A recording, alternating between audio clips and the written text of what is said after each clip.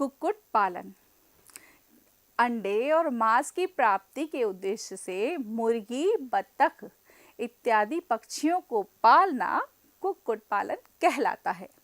और अंडे से हमें प्रोटीन और विटामिन प्रचुर मात्रा में मिलता है।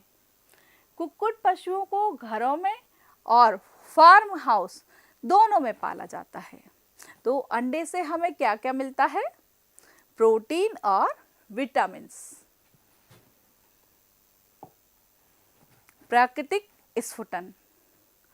बच्चों, आपने देखा होगा कि मुर्गी का अंडे सेना का तो सुना ही होगा। तो मुर्गी अंडे पर बैठकर उसे 21 दिन तक सेती है और इस अवधि को ऊष्मायन काल कहते हैं। इससे क्या होता है? इससे अंडे में नमी और उष्णता मिलती है इसको, और अंडे में भ्रूण के विकास और अंडों के स्फुटन में सहायता मिलती है। अंडों का स्फुटन क्या है?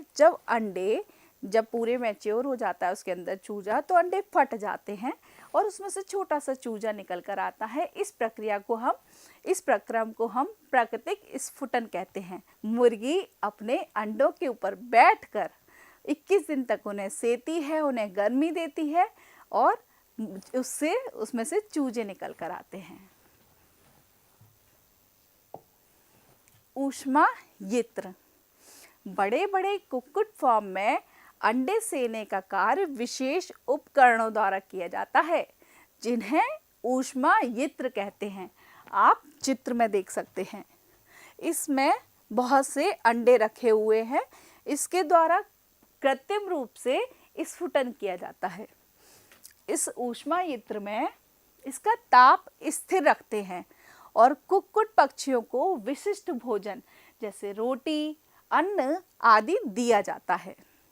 और इन्हें पालने वाले लोग इन पक्षियों को खुला छोड़ देते हैं, जहां वे कीड़े मकोड़े, वनस्पतियां जैसे कि साग, घास, सब्जी के छिलके आदि तथा कंकड़ खाते हैं।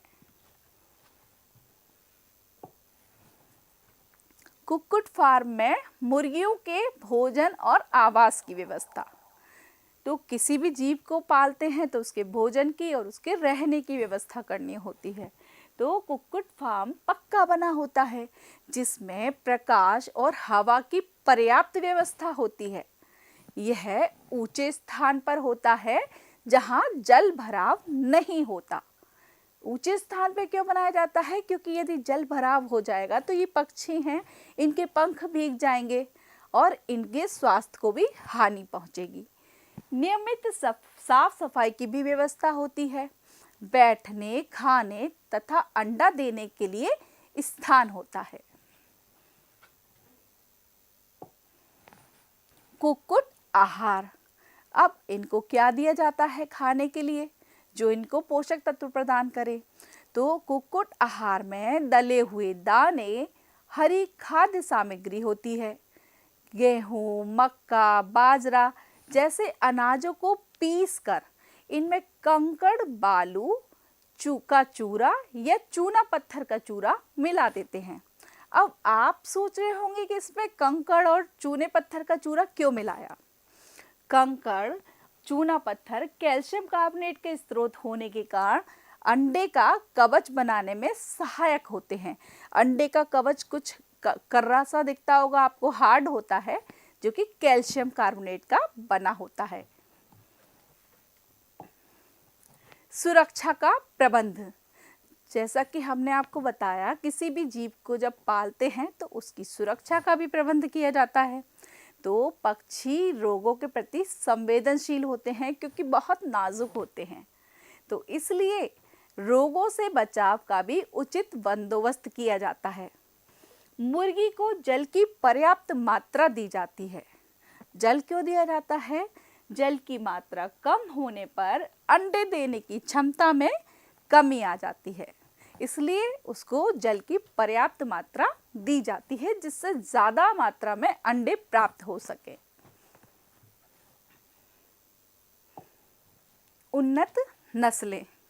जैसे कि अभी हमने फसल की उन्नत नस्लों के बारे में बात की, फिर उसके बाद गाय और भैंस की भी उन्नत नस्लों की बात हुई। अब हम इन पक्षियों की उन्नत नस्लों के बारे में बताते हैं। अधिक अंडोत्पादन तथा मांस के लिए संकरण तकनीकी द्वारा कुक्कुट की उन्नत नस्लों का विकास किया जाता है। हमारे देश में मुर्गी की उन्नत किस्में हैं white leg horn, island red, ILS red. एक बार इसको पुनः दोहराते हैं, white leg horn, island red, ILS red, ये मुर्गी की उन्नत किस्में हैं। संकरण विधि तो आपको याद ही होगी, 2 अच्छी किस्मों के बीच संकर कराया जाता है जिसके हम अच्छे गुण प्राप्त करते हैं। चलिए एक क्रियाकलाप के माध्यम से हम अंडे की पहचान करते हैं। हम एक गर्म पानी से भरे पात्र में कुछ अंडे डाल देते हैं, तो थोड़ी देर बाद हम देखेंगे कि कुछ अंडे तलहटी में बैठ गए हैं और कुछ तैरने लगे हैं। तो जो अंडे पानी में डूब जाते हैं वह अच्छी गुणवत्ता वाले हैं और जो तैरते रहते हैं वो खराब अंडे हैं। तो इस प्रकार से हम अंडों की भी पहचान कर सकते हैं। इसी प्रकार से याद है आपको, हमने गेहूं की भी पहचान की थी। इसी तरह से हम अंडों की पहचान कर सकते हैं। मत्स्य पालन, इस प्रकार से हमने मुर्गी पालन के बारे में जाना। अब हम मत्स्य पालन के बारे में चर्चा करते हैं। मत्स्य यानी कि मछली, और मछली कहाँ रहती है? जल में, और मछली जल की रानी है वाली कविता तो आप सभी लोगों ने ज़रूर सुनी होगी। तो हमारे देश में मछली एक अन्य प्रमुख खाद्य का स्रोत है।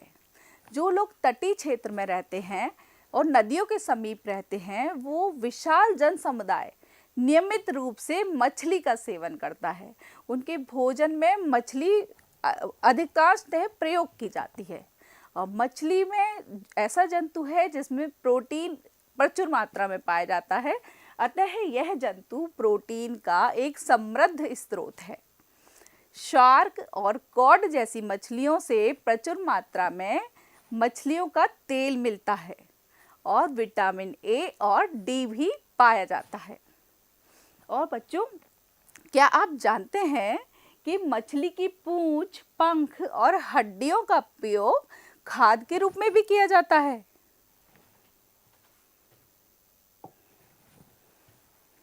जल के स्रोत के आधार पर मछलियों को 2 वर्गों में बांटा गया है। अब जल के स्रोत 2 तरह से होते हैं, एक तो मीठे पानी के स्रोत और एक खारे पानी के। मीठा जल आप सभी लोग जानते हैं, तालाब, झील, नहर और नदी आदि में पाया जाता है। और खारा पानी समुद्रों में मिलता है। तो जो मीठा पानी होता है उसमें लवण नहीं होता है, इसलिए उस जल को हम अलवण जलीय बोलते हैं।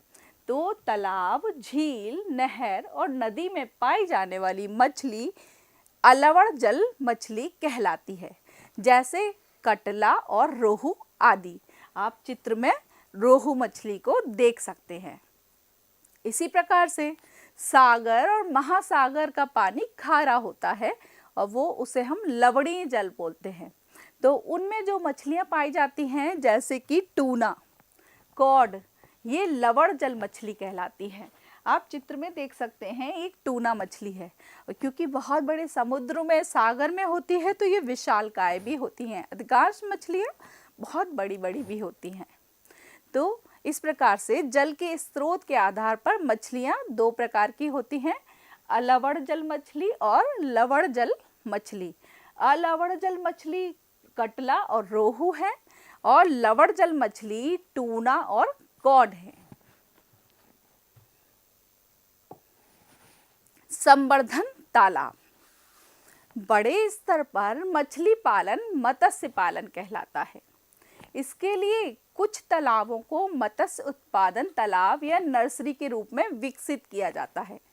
यहाँ स्फुटन के फलस्वरूप छोटी मछली विकसित होती है, जिन्हें वृद्धि करके संवर्धन तालाब में स्थानांतरित किया जाता है। जब मछली छोटी छोटी सी मछलियाँ निकल आती हैं तो उन्हें दूसरे तालाब में स्थानांतरित कर देते हैं, जिसको हम संवर्धन तालाब कहते हैं। और वहाँ क्या होता है, चलिए देखते हैं। संवर्धन तालाब में प्रकाश और ऑक्सीजन की पर्याप्त व्यवस्था होती है और मछलियों को आहार उचित मात्रा में दिया जाता है। साथ ही पूरक आहार की भी व्यवस्था होती है। तालाब की स्वच्छता तथा रखरखाव का भी उचित व्यवस्था की जाती है। प्रजनन तथा संकरण के द्वारा कम अवधि में तीव्रता से वृद्धि करने वाली मछली की उन्नत नस्लों का भी विकास किया जाता है। जो भी हम जीवों को पालते हैं उनकी उन्नत नस्लों के विकास के भी प्रयास करते हैं।